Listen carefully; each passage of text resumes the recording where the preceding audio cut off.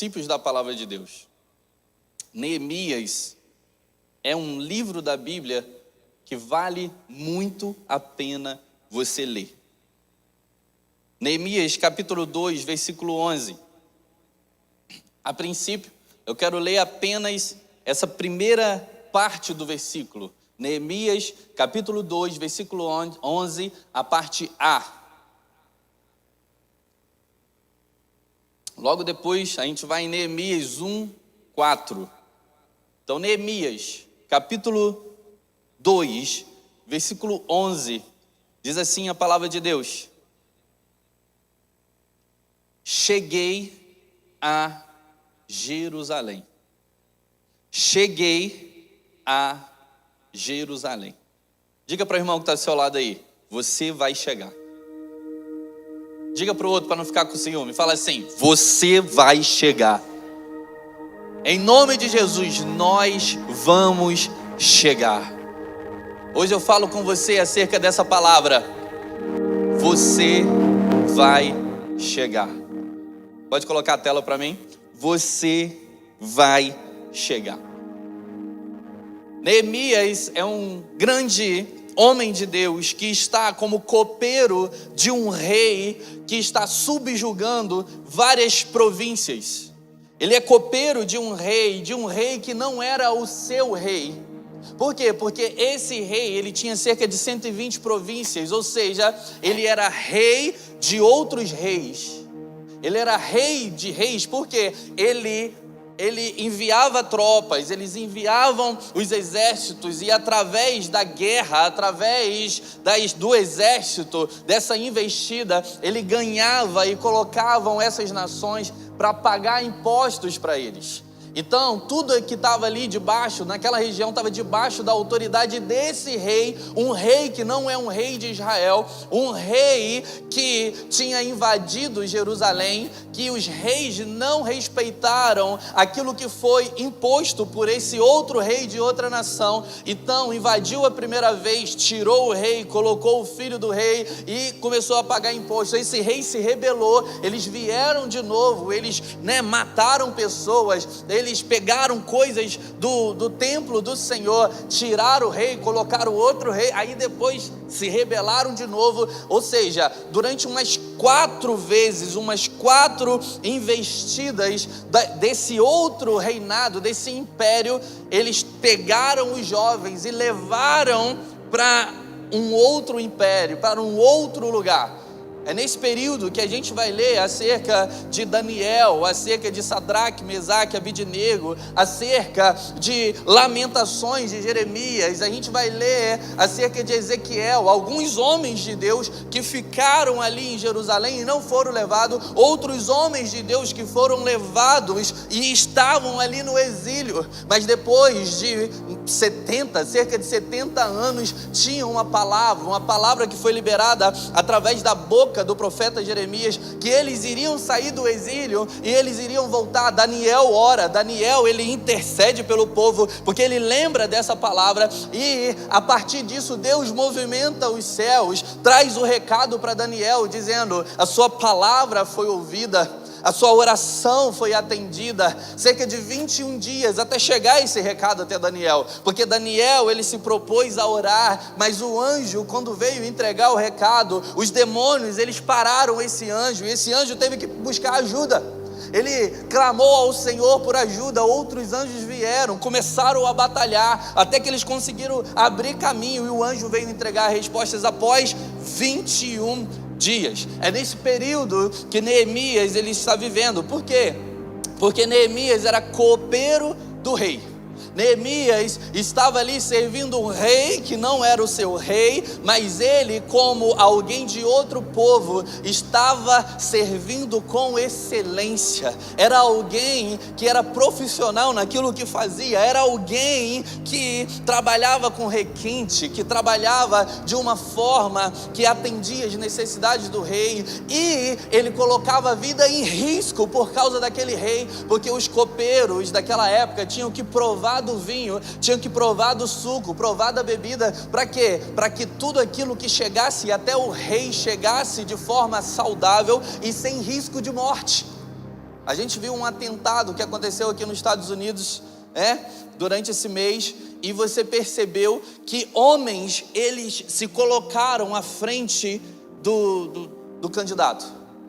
Homens se colocaram à frente, protegendo aquele homem que estava sendo vítima de um atentado.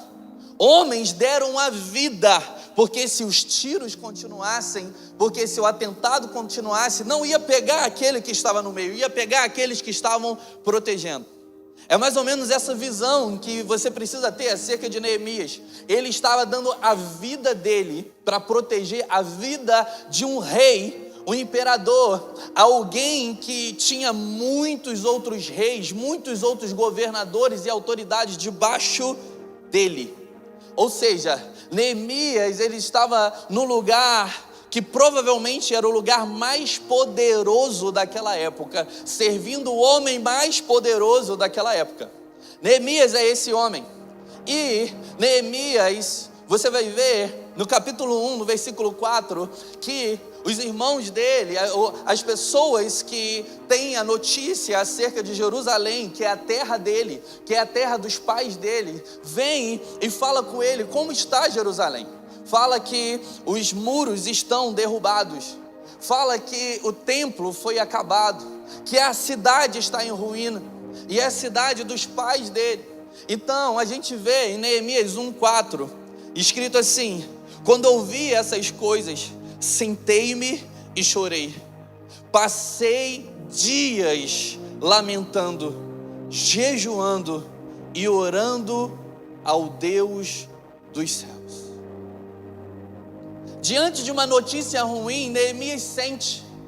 Diante de uma notícia que não abalava a vida dele no seu cotidiano, mas abalava as suas emoções, as suas raízes, ele estremece. Por quê? Porque ele não era daquele lugar, mas ele tinha uma raiz. Ele não era daquele lugar, mas a família dele estava lá. Ele não era daquele lugar, mas Deus fez com que ele nascesse naquele outro lugar. Ele tinha um vínculo emocional, ele tinha um vínculo de destino, porque se fosse para ele nascer ali, Deus tinha feito ele nascer ali. Mas ele ouve acerca da cidade dele, a cidade natal. Ele ouve acerca do lugar onde os seus pais, eles foram sepultados. E ele se sente triste.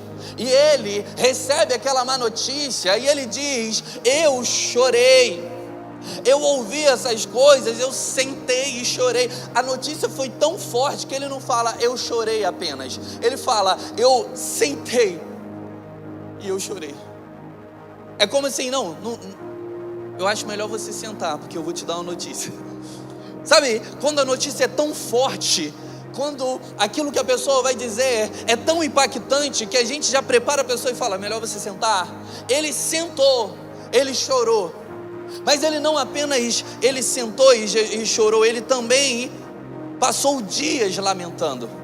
Agora, algo que me faz pregar esse texto nessa noite é porque nesse versículo, no versículo 4, a gente vê a humanidade de Neemias. A gente vê que ele é um homem comum, a gente vê que ele sente as dores, a gente vê que ele se prostra, que ele lamenta. Mas no mesmo versículo diz que ele não permaneceu lamentando, apesar da dor, apesar da notícia. Ele também jejuou, ele também orou ao Deus dos céus.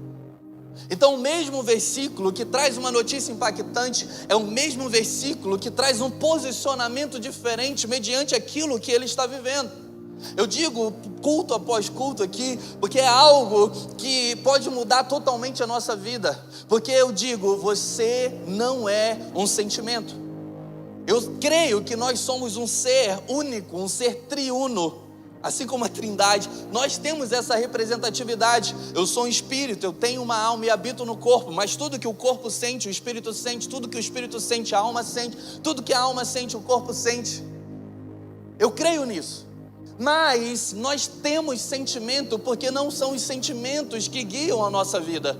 Não são os sentimentos que nos direcionam ao que fazer e como fazer. Apesar de nós termos sentimentos sim, e isso não proibia a gente de sentir, porque o fato de nós não sermos sentimentos não significa que nós não somos humanos. Quando eu digo que nós não somos sentimentos, não significa que você tem que anular os seus sentimentos. Significa que você pode sim sentir, mas você coloca um ponto final àquele sentimento para que ele não te leve a uma depressão, para que ele não te leve a um assassinato, para que ele não te leve a fazer uma besteira. Então não é que você não vai sentir, você vai sentir, porque você é humano.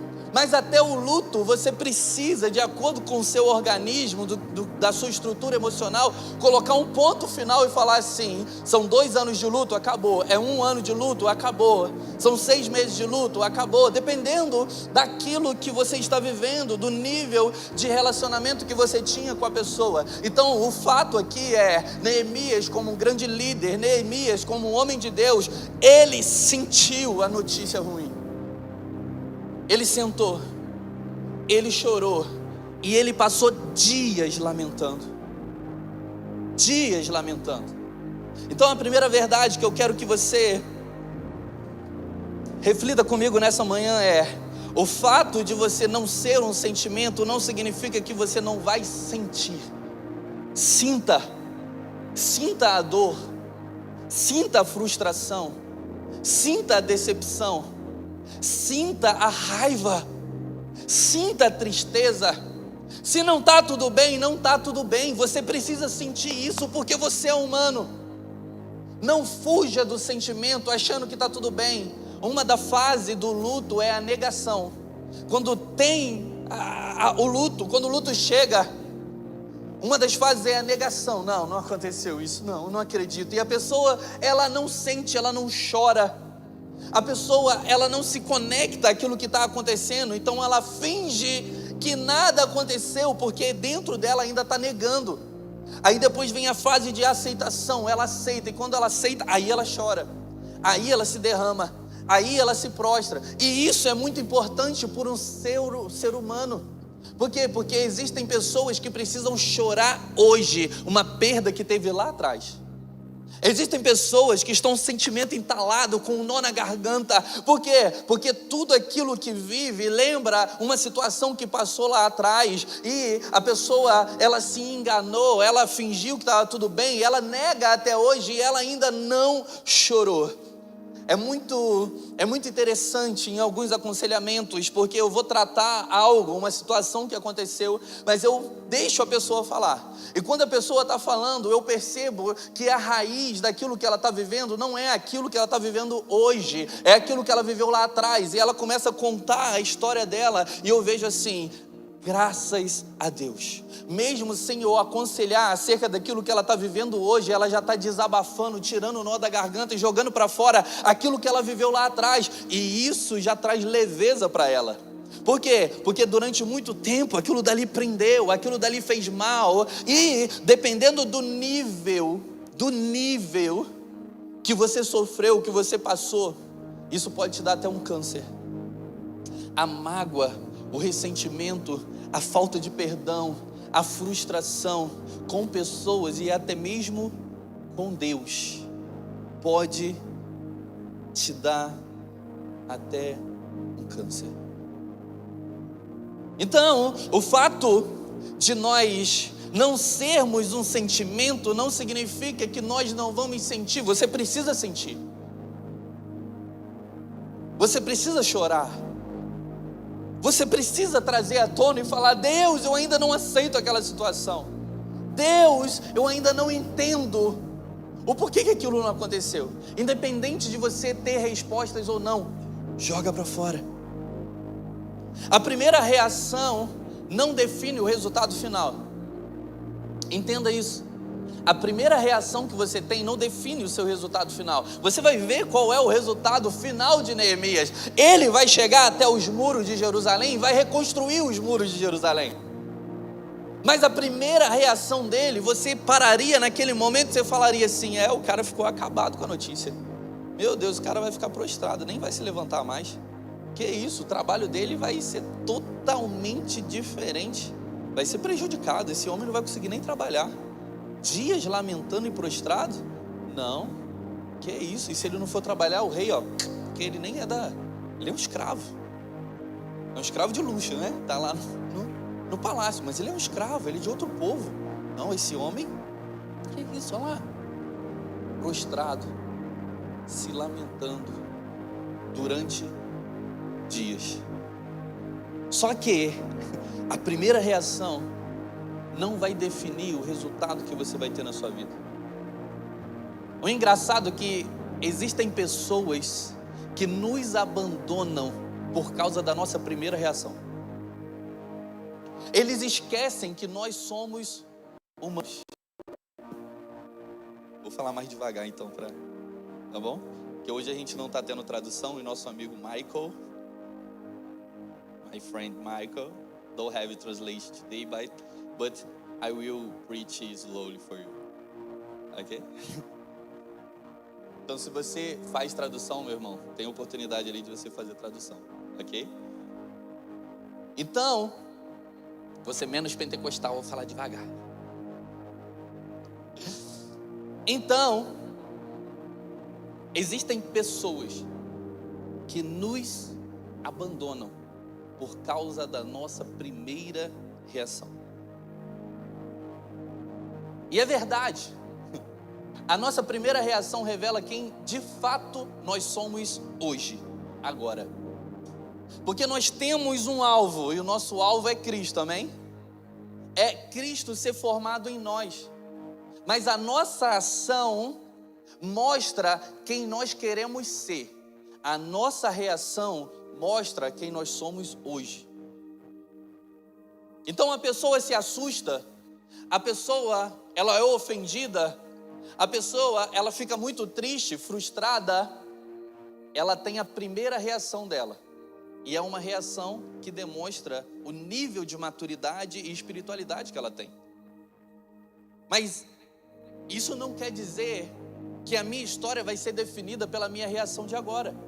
Por quê? Porque eu tenho essa reação, mas a minha ação vai definir o meu destino, e a minha ação define as minhas atitudes. A minha reação define e mostra o nível onde eu ainda estou. Então não abandonem pessoas por causa da primeira reação que ela está tendo. Só porque você pisa no pé de alguém e alguém fala ai, e solta um palavrão, não significa que aquela pessoa é mau caráter. Significa que aquela pessoa, ela ainda tem resquícios da velha vida. Então, durante uma reação, ela demonstrou aquilo, mas no dia a dia, ela pode controlar a sua boca, os seus pensamentos e não falar palavrão.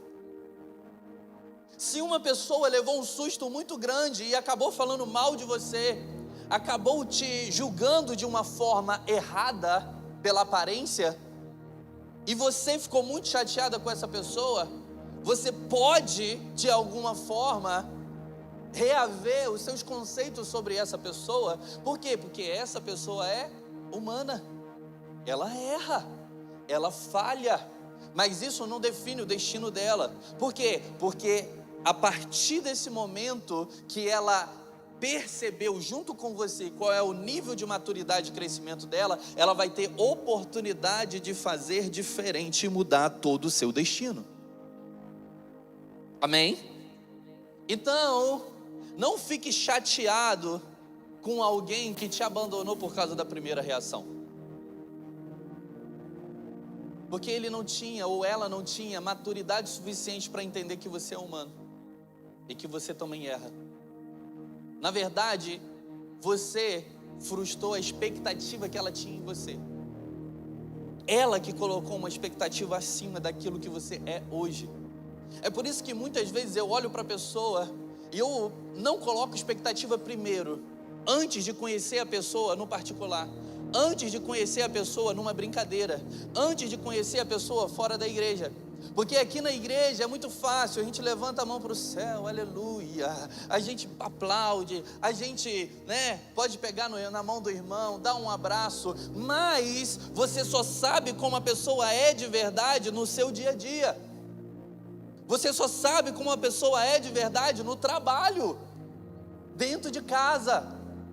Então eu não coloco expectativa acerca dos irmãos, a não ser que eu comece a conhecer os irmãos e falar, olha, esse daqui é realmente quem a pessoa é. Então a partir disso eu vou motivar ela a crescer e a se desenvolver. Se ela for exatamente aquilo que ela demonstra na igreja, num ambiente público, amém, glória a Deus. Eu vou incentivar ela a crescer ainda mais.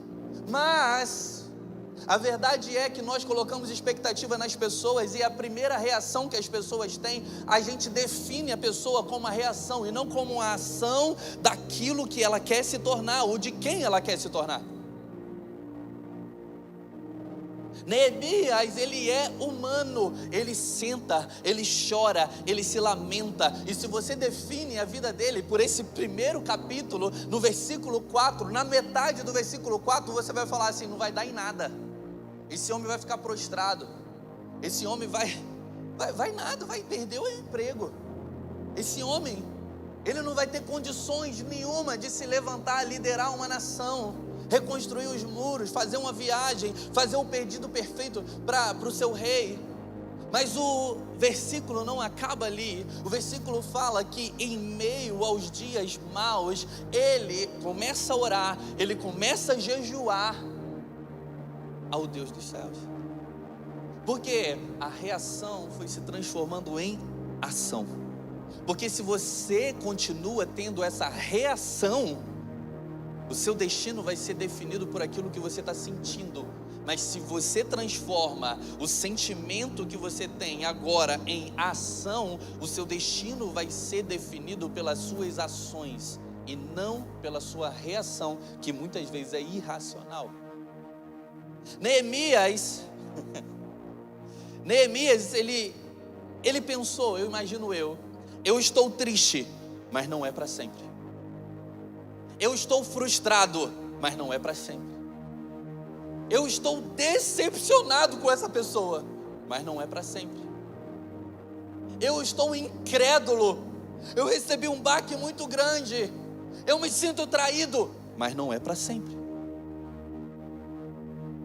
Porque o choro pode durar uma noite, mas a alegria vem pela manhã. Ou seja, você pode chorar, você precisa chorar, mas a noite fala de um tempo determinado, onde você vai colocar uma data para esse choro acabar. Tem gente que veio para os Estados Unidos e está chorando porque ainda pensa no Brasil, porque quer voltar para o Brasil, porque quer desistir dos Estados Unidos. Enquanto você abrir opção de querer voltar para o Brasil, a sua reação vai ser, eu vou desistir de tudo, eu vou embora, eu vou pegar o primeiro avião, aqui não dá certo, aqui é muito difícil, esse período de adaptação que nunca passa, né? Aí ó, você está em adaptação, aí já passaram 6 meses, continua difícil, às vezes está pior do que o início, me enganaram. Esse negócio de sonho americano não existe. Eles têm que estar aqui. Aqui é terra que homem chora e mãe não vê. Só Deus sabe, meu irmão. Mas se você ainda abre a opção de voltar para o Brasil, todas as vezes que você passar uma falta de dinheiro, que você passar uma briga no trabalho, que você for passado para trás, que alguém não te passar uma informação de propósito, a sua primeira reação vai ser o quê? Eu vou desistir, eu vou voltar. Então, você precisa colocar um fim nessa fase e falar assim, pronto, coloquei o fim nessa fase. A minha reação vai ser diferente agora. Eu vou ter outros questionamentos, eu vou sentir, eu posso até chorar, mas a minha reação vai ser diferente, porque isso vai apontar que eu estou crescendo, que eu estou avançando, que eu estou me movimentando. Coloca um ponto final aqui, ó. Você pode chorar, você pode sentir, você pode se frustrar, mas se frustra e chora por outras coisas. Chega de chorar pelas mesmas coisas. Eu lembro de uma vez, lá na Matriz tem uma casa chamada Telefone da Paz, onde existem vários telefones e o pastor no culto fala, liga agora, né? E coloca o número lá e todo mundo começa a ligar para aceitar Jesus, para voltar para Jesus ou para pedir oração. Eu atendi uma mulher que eu ficava lá um período atendendo o telefone. A minha sogra fica sempre lá, atendendo o telefone e aconselhando e orando pelas pessoas. Eu atendi e falei assim: e aí, tudo bem? Tudo bem. Qual é o seu nome? Eu falei: David. Eu queria uma oração. Eu falei: por quê? Ah, é porque eu terminei com meu namorado. Na verdade, ele que terminou comigo. Eu falei assim: mas agora ele, ele já está praticamente com outra. Ele está com outra. Ele está com outra. Já começou a namorar. Eu falei assim: sério? Sério? Aí eu falei assim: e como é que está o seu coração? Ah, eu estou arrasada. Eu não consigo sair do quarto. Eu não tenho vida mais. Toda vez que eu entro na internet e vejo ele, eu fico sabendo, isso acaba comigo. Aí eu falei assim: estou me compadecendo da história. Ela provavelmente foi injustiçada, aconteceu algo, né, que o cara não deveria ter feito. E ela está passando uma situação praticamente de depressão. Vamos orar pela vida dela. Aí eu falei assim, o Espírito Santo soprou uma pergunta dentro de mim. Falou assim, sempre eu falo, né? O segredo do sucesso são as perguntas. Eu sempre falo isso. Aí eu fiz uma pergunta para ela: há quanto tempo vocês terminaram? A ela: 4 anos. Aí eu saí do pastor compassivo, que ia orar, ia abençoar, ia dar uma palavra de carinho, e virei o pastor de alinhamento. Vamos falar outra palavra, de alinhamento. Vamos alinhar isso daqui? Deixa eu te falar. 4 já estava da vida dele. Ele começou a namorar depois de quanto tempo? 2 anos. E você ainda está sofrendo, paralisada na vida. Você precisa levantar. Arruma o seu cabelo. Vá no salão de beleza, faça a sua unha. Compre novas maquiagens, novas roupas. Faça um piquenique. Vai fazer uma viagem sozinha. Vai. Você já trabalha? Trabalha. Você precisa se levantar. Você precisa. Chega, o tempo de luto pelo seu relacionamento acabou. Para de seguir eles nas redes sociais. Apaga o número dele do telefone. Se alguém vier falar alguma coisa para você, você fala: eu não quero mais saber, é passado. Sabe o que aconteceu nesse momento? Ela desligou o telefone na minha cara. Eu fiquei voltado do outro lado, pensei: e não quer conselho ainda, quer continuar sofrendo. Então entenda o seguinte: nós somos seres humanos. Vai ter um momento de sentir, mas coloque um ponto final. David, quanto tempo é para colocar o tempo final? Eu não sei, você vai saber. Porque não tem como eu falar que o seu luto vai durar 1 semana se o seu pai que morreu. Não tem como eu falar que o seu luto vai durar 2 anos se foi um parente distante que você nem falava com ele e morreu. Eu não posso dizer, eu preciso conhecer a sua vida, a sua história, o seu comprometimento e o seu relacionamento o relacionamento que você tinha com aquela pessoa. Desculpa, eu falei rápido. Eu preciso entender, mas você sabe, o Espírito Santo sabe, e é Ele que vai te direcionar. Então, o período da noite, ele precisa e ele vai acabar, mas é o Espírito Santo que vai te direcionar e vai dizer: chega, está na hora da alegria vir. A alegria vem pela manhã, e é na manhã que nasce o sol da justiça, meu irmão. Olha para Jesus que você vai conseguir deixar isso para trás. Olha para Jesus que os seus sentimentos vão ser alinhados. Olha para Jesus que você vai ser iluminado. O choro pode durar 1 noite, mas a alegria vem pela manhã. Você vai se levantar. Diga para a pessoa que está do seu lado: você vai se levantar, meu irmão. Diga para o outro: você vai se levantar, meu irmão. Sabe, Satanás, ele fica bravo contigo, meu irmão, quando você coloca um ponto final e você fala assim: eu estou triste, eu estou desanimado, eu estou decepcionado, aí eu não entendo o que está acontecendo, mas domingo de manhã eu vou levantar e eu vou para a igreja. Satanás olha para você e fala assim: eu fiz de tudo para ele poder ficar na fossa, mas ele se levantou e foi para a igreja, e está saindo da igreja fortalecido e renovado. Deixa Satanás bravo com você, com raiva de você, Porque ele vai falar, eu faço de tudo para tentar derrubar, mas sempre ele se levanta, porque ele tem um abrigo, e esse abrigo é no colo de Jesus. Esse abrigo é nos braços, é debaixo da sombra do Onipotente. Sabe? Ele vai servir, mas ele não serve como muitas pessoas servem por aí. Sabe a pessoa que está trabalhando contigo? A pessoa que está trabalhando para você? Ou então até o seu patrão que chegou no trabalho? Ele está frustrado, triste, aconteceu alguma coisa ruim com ele, ele vai trabalhar. Toma aí. Eu tinha que vir, eu tinha que vir, então estou aqui. E faz as coisas de qualquer jeito. E faz as coisas empurrando. Por quê? Porque são os sentimentos que estão controlando as atitudes dele. E desconta em você que não tem nada a ver com a situação dele. Ou você está descontando em alguém que não tem nada a ver com a sua situação.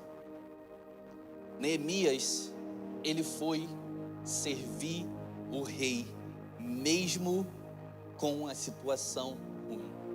A cidade continuou queimada, os muros continuaram destruídos, e o povo dele estava debaixo de humilhação, mas o cara estava servindo com excelência. Deixa eu te dizer, não deixe que aquilo que você está fazendo seja prejudicado por causa dos seus sentimentos. Porque enquanto você está servindo, que a resposta vai vir para a sua vida. Enquanto você está servindo, que a conexão vai aparecer para a sua vida. Enquanto você está servindo, que a palavra vai te renovar. Tem pessoas que deixam de servir, que deixam de trabalhar, que deixam de fazer aquilo que deveriam estar fazendo por causa dos sentimentos e atrasam a sua vida. Por quê? Porque você precisa amarrar a sua cara, os seus sentimentos e fala assim, eu vou. E chega lá, você faz cara de feliz, meu irmão. Mas David, isso é falsidade, é hipocrisia. Não, ninguém tem nada a ver com a sua vida. Se o Espírito Santo quiser revelar, ele vai revelar, assim como revelou para o rei. Porque um homem que sempre serve com excelência, que sempre serve com alegria, que sempre serve o seu melhor, ele estava servindo com excelência, estava fazendo o melhor dele, ele estava experimentando o vinho, ele não estava prejudicando o rei, ele continuou servindo o rei, mas o rei percebeu a tristeza no coração dele. E o rei perguntou, por que você está triste? Não deixe que os seus sentimentos ruins atrapalhem o caminhar para o seu propósito. Porque é na caminhada que as coisas acontecem. Talvez você estava pensando, não queria nem vir na igreja, porque eu estou tão decepcionado, eu estou tão triste, as coisas estão tão ruins. Mas quando você vem na igreja, é um abraço que você recebe. É um negócio que você vai fazer lá na frente, porque você acabou de conhecer o irmão. Sabe, é uma oportunidade de casamento que acontece. Aleluia. É algo que acontece na igreja, ou então no meio do caminho, ou então quando você passa no supermercado. É algo que acontece durante a sua caminhada, que Deus fala assim, por ele não ficar prostrado, ele se conectou a quem vai mudar o destino dele. E às vezes a pessoa que você vai se conectar não é nem uma pessoa nova, mas é uma pessoa que você já encontra com ela todos os dias, mas ela vai perceber que você está triste. Ela vai perguntar, por que você está triste? Você vai falar, por causa disso, disso, disso. Ela vai ver propósito e ela vai falar assim, o que você quer? Como eu posso te ajudar? Sabe, o destino de Neemias e o destino de Jerusalém é transformado enquanto ele está servindo o rei, mesmo triste. A tristeza no coração não altera a qualidade em servir. No capítulo 2, no versículo 6, parte B, diz assim, quando você vai voltar? O rei está perguntando para Neemias, o que você quer fazer? Ele fala, quando você vai voltar? Ele determina uma data. E algo que eu quero liberar sobre a sua vida nesses últimos minutos são 5 bênçãos que o rei libera para a vida de Neemias. A partir do momento que Neemias ora, Porque ele tem um tempo para orar e para responder o rei. Porque é nesse momento que você precisa estar preparado, meu irmão, e debaixo de oração. Porque se uma pessoa que tem condições de te ajudar fala para você o que você precisa, e quando você vai voltar e você está tão imerso a sentimentos que você não sabe nem dar a resposta, a pessoa não pode te ajudar. Mas se você fala, eu preciso de cavalheiros, eu preciso de cartas. Por quê? Porque é muito distante, a viagem é longa e eu vou passar em vários outros reinos que estão debaixo desse rei, e eles precisam entender que eu estou a serviço desse rei para me deixar passar. Senão eles vão me roubar, senão eles vão me paralisar, eles não vão deixar eu passar na terra. Então ele pede cartas ao rei e ele começa a sua caminhada com um exército, com capitães dos exércitos desse rei, e ele está na caminhada. Quando chega lá, além disso, ele vai no reino vizinho lá e pede madeira, e pede objetos, instrumentos para poder o quê? Para poder construir o muro. Ou seja, ele orou e Deus deu a resposta para aquilo que ele precisava durante a caminhada, a ponto dele chegar lá. Então a primeira bênção que eu vejo é que Deus vai honrar a sua data. Deixa eu te perguntar, quando que vai acontecer? Eu viro para os noivos e digo assim: quando que vocês vão casar? Até mesmo para namorado, quando? Ah, não tem como colocar data, a gente só tem 6 meses. Espera aí, mas tem como colocar ano. Qual é o ano que vocês vão casar? Coloca o ano. Depois Deus vai te dar um mês, e depois Deus vai te dar a data. Sabe por quê? Quanto mais perto, maior o milagre. Mas se você não tem data, você vive aquele lindo corinho de fogo que não tem nada a ver. Deixa a vida me levar, vida leva eu. Porque para quem não sabe para onde vai, qualquer caminho serve. E você se perde entre tantos caminhos que você está percorrendo. Você se perde durante o propósito. Então peraí, o seu sonho vai se realizar? Você vai comprar a casa? A promessa vai se cumprir? Você vai ter filho? O que você vai viver nos próximos 6 meses, no próximo ano, daqui a 2 anos, daqui a 5 anos? Deixa eu te dizer, você precisa colocar uma data, porque Deus vai honrar a sua data. O Espírito Santo está perguntando para você, quando que vai acontecer? Deixa eu te dizer, tem coisas na Bíblia que Deus, Ele coloca data. Mas Deus, nesse momento, Ele quebra o protocolo dizendo assim: eu vou deixar você colocar a data. Deixa eu te explicar algo. Na galeria de milagres na Bíblia, quem sempre deu a data foi Deus. Abraão, Deus disse a Abraão: Sara ficará grávida daqui a 1 ano, ela vai ser mãe.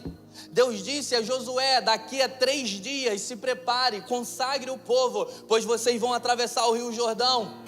Jesus disse: esse templo que vocês veem de pé, ele cairá, mas ao 3º dia ele vai ser levantado. Ele estava falando sobre ele mesmo. Ele estava colocando data. Só que nesse momento Deus, ele permite que Neemias coloque data. Quando vai acontecer? Quando você vai voltar? Deixa eu te dizer, quando você coloca a data, você se empenha mais a cumprir aquilo que Deus quer que você cumpra.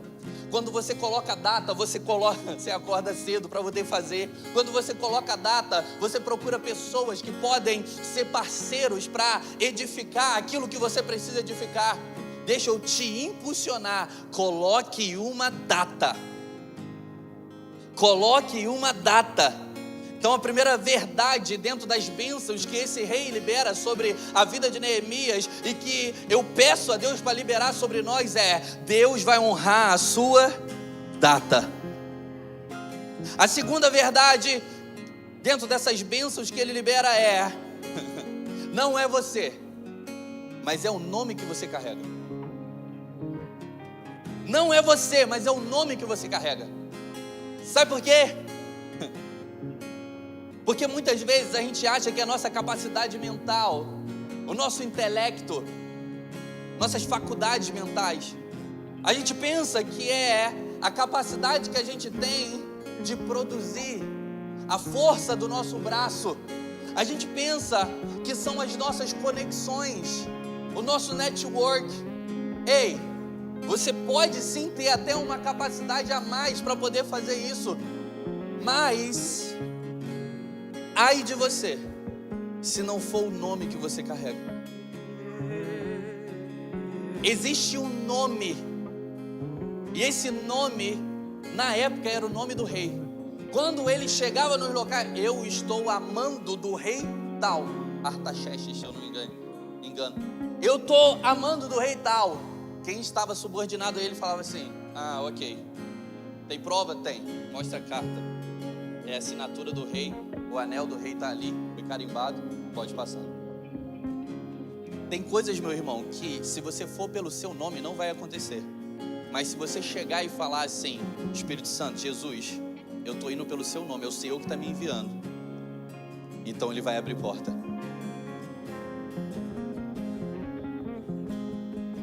Então ele vai abrir porta. Aleluia. Você entende isso de uma forma natural. Quando chega uma intimação na casa de alguém, sabe o que acontece?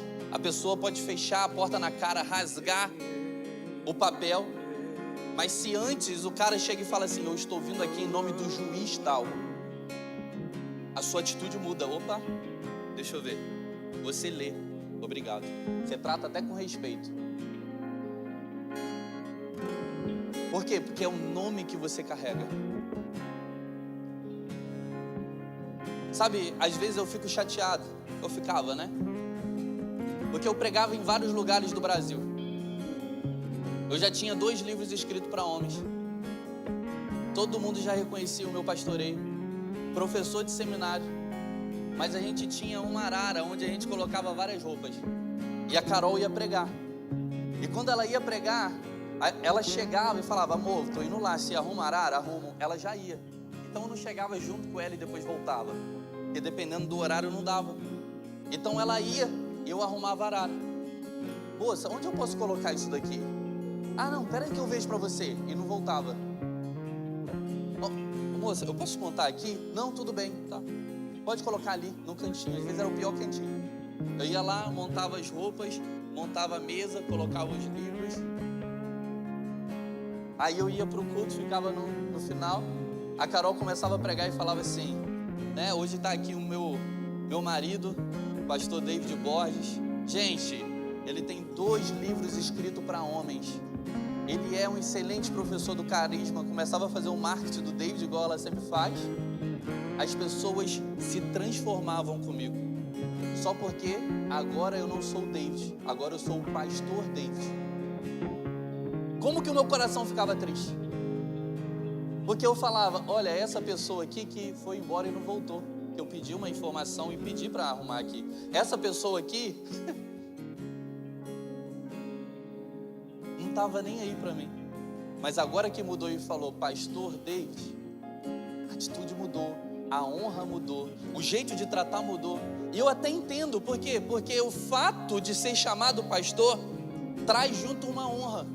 E se a gente entende isso, quando a gente fala de pastor, quando a gente fala de doutor fulano de tal, quando a gente fala que o cara é advogado, é médico, e a gente está no consultório, e a gente está ali no escritório, quando a gente fala de um policial, a gente entende que talvez se a gente encontrar com ele no dia a dia, e a gente não entender que ele carrega um nome, a gente vai tratar ele, às vezes até mal, porque não tem a ver com ele, tem a ver com os sentimentos que a gente tem. Mas a partir do momento que a gente entende que ele não vem sozinho e pelo nome dele, mas ele vem com o nome que está acima do nome dele, e no nosso caso como cristãos é o nome de Jesus, ei, nem o inferno ele pode te parar. Até o inferno ele tem que abrir as portas, Satanás ele tem que abrir o caminho, e nada vai parar na sua frente, porque você vai precisar cumprir o propósito. Você vem em nome de quem? Eu venho em nome de Jesus de Nazaré, aquele que me enviou, aquele que me capacita. Então a segunda verdade é, não é você, mas é o nome que você carrega. Você está fazendo as coisas pela sua vontade ou pela vontade de Deus? Você quer que o seu nome seja levantado ou o nome de Jesus? Terceira verdade, não irá te faltar nada. No processo da reconstrução da sua vida, não vai te faltar nada. Deixa eu profetizar, ainda faltam cerca de 6 meses, 5 meses e pouco para a gente terminar o ano de 2024. Deixa eu te dizer, não vai te faltar nada. O Senhor é o seu pastor e nada vai te faltar mediante ao propósito que Ele tem na sua vida. Quarta verdade. Pode parecer que você está sozinho, mas você não vai chegar sozinho. Você está sentado, chorando, se lamentando. A partir do momento que você fala: Deus, eu vou orar ao Senhor e eu vou jejuar por essa situação, Deus, Ele vai te levantar, meu irmão. Deus, Ele vai te dar sabedoria diante das pessoas que podem te ajudar. E quando você perceber, você vai estar ultrapassando os seus limites, as suas fronteiras. Você vai olhar para o lado e tem um capitão da guarda, e tem exército do seu lado, e tem autoridades daquele reino indo contigo. Ei, eles não são nem da sua família, eles não são nem pessoas da sua fé, mas estão te protegendo para que você cumpra o seu propósito. Você não vai chegar sozinho. Não vai, não vai. E para finalizar, você vai chegar. Porque o ruim é você saber para onde vai, é você fazer até o pedido certo, mas aquela famosa frase: nadei, nadei, nadei e morri na praia. Você não vai morrer na praia. Sabe por quê? Não é apenas chegar, mas é a maneira com que você vai chegar. Porque o desafio não é sair, o desafio é chegar e permanecer. É chegar e permanecer. Tem gente que sai e não chega, mas você vai chegar. Tem gente que sai, chega e não permanece, mas você, além de chegar, você vai permanecer. Deixa eu ver quantos acreditam aqui, diga amém. Mais do que chegar, é como você chega. Deus vai renovar as suas forças no meio do caminho, meu irmão. É no meio do caminho que a obra é avivada. É no meio do caminho que o Senhor estende a mão e fala assim: ei, levanta, sai, né? Você está com pouca fé, mas vem cá, eu vou te ajudar a levar para o barco, porque eu falei para você chegar do outro lado. O seu destino é do outro lado. Você vai chegar e vai chegar bem. Não vai faltar nenhum pedaço. E eu profetizo, todo mundo vai chegar contigo. Você não vai perder ninguém. Não é apenas chegar, mas é chegar e desfrutar. Eu vou te dar uma palavra que eu tinha dificuldade quando eu cheguei aqui. Em nome de Jesus, você vai desfrutar dessa terra. Eu tinha dificuldade de desfrutar. Por quê? Porque o período de adaptação. Porque às vezes faltava dinheiro. Por quê? Porque era a saudade de alguém. Por quê? Porque você ainda não entendia. Eu cheguei, mas eu não sei o que fazer. Em nome de Jesus, você pode até ter esses questionamentos e estar na fase de adaptação, mas você vai desfrutar. Desfruta da sua família, desfruta da praia que fica a 15 minutos, desfruta do parque que fica 1h30, desfruta do zoológico, desfruta da sua família no piquenique, desfruta da sua casa vendo filme, mas desfruta, em nome de Jesus. O processo não vai te matar, ele vai te fortalecer, para você desfrutar da promessa. Deixa eu te perguntar, deixa eu te falar, você vai chegar e vai chegar de cabeça erguida. Você vai chegar e vai chegar cheio do Espírito Santo. Você vai chegar e não vai chegar sozinho. Você vai chegar e vai desfrutar da promessa. Você vai chegar e você vai dizer aquilo que Neemias falou: foi a boa mão de Deus que está sobre mim. Foi a boa mão de Deus que está sobre mim. Sua família é uma bênção, as pessoas vão falar. Que família linda! Sua família é uma bênção. Você vai dizer: foi a boa mão de Deus que está sobre mim. As pessoas vão dizer: uau, você abriu uma empresa, a empresa está prosperando e você só tem alguns meses de América. Você vai dizer: foi a boa mão de Deus que está sobre mim. Uau, você terminou a faculdade. Uau, você casou. Foi a boa mão de Deus que está sobre mim. Uau! Você conseguiu green card, a cidadania, eita glória! Foi a boa mão de Deus que está sobre mim. Você realizou o sonho de ter um filho, aleluia! Foi a boa mão de Deus que está sobre mim. Deixa eu te dizer, Deus vai te levar ao cumprimento da promessa. E eu vou repetir para você: Deus vai honrar a sua data. Você vai chegar pelo nome que você carrega. Não vai te faltar nada. Você não vai chegar sozinho. E você vai chegar. E quando você vai chegar, eu vou terminar lendo esse versículo.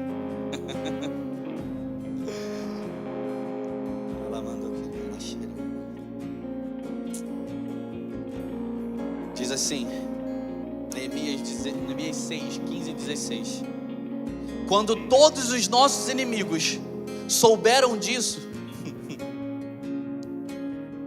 todas as vizinhas ficaram atemorizadas e abateu-se o seu orgulho, pois perceberam que essa obra havia sido executada com a ajuda do nosso Deus. Pois o muro ficou pronto no dia 25 de Elul, em 52 dias. Um muro que alguns teólogos e historiadores dizem que tinha espaço para passar uma carruagem de guerra em cima, para poder vigiar os muros. O muro que estava destruído, acabado, queimado.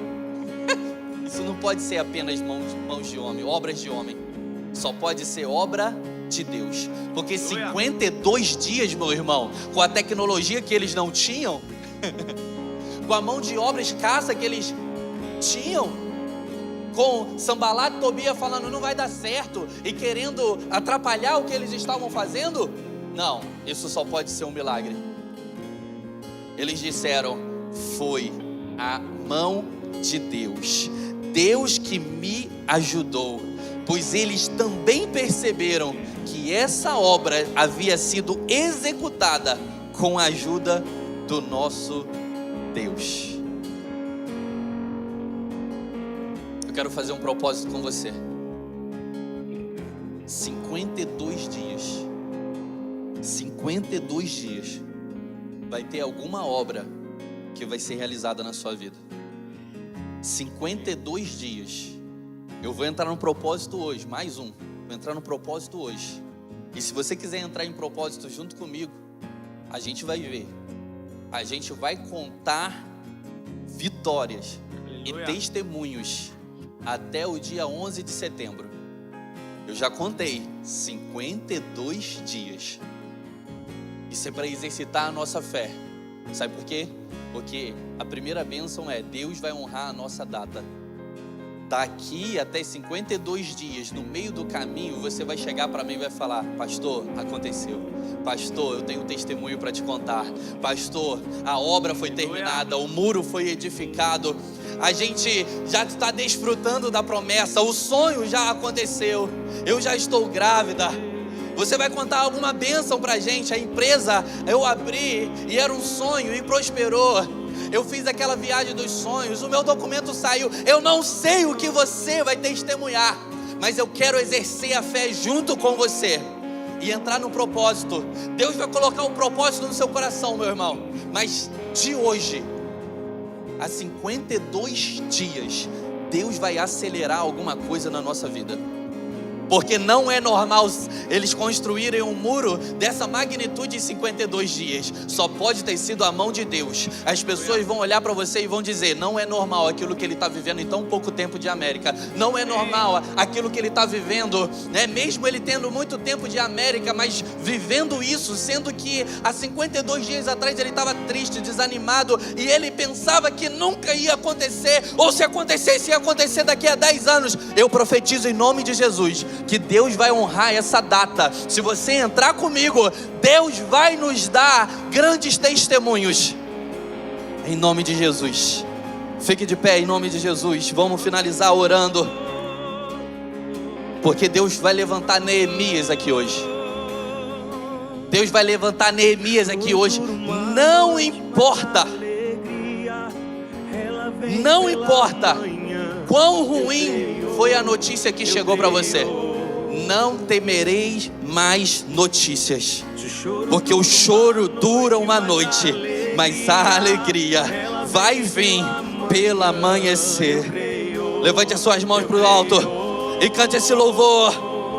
O choro dura uma noite, mas a alegria vai vir. Ela vem pela manhã, eu creio.